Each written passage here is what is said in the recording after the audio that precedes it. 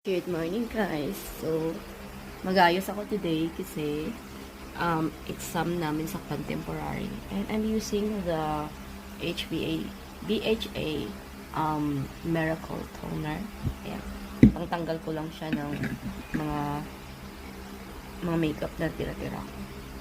Ayan, so mag-ayos lang ako and samahan mo today. I have 4 products na gagamitin for today's video.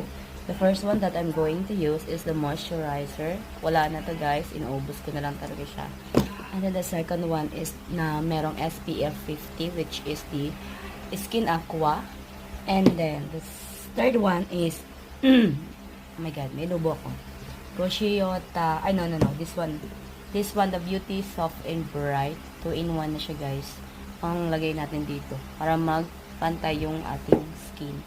And then the last one is the Roshiyota BB Cream.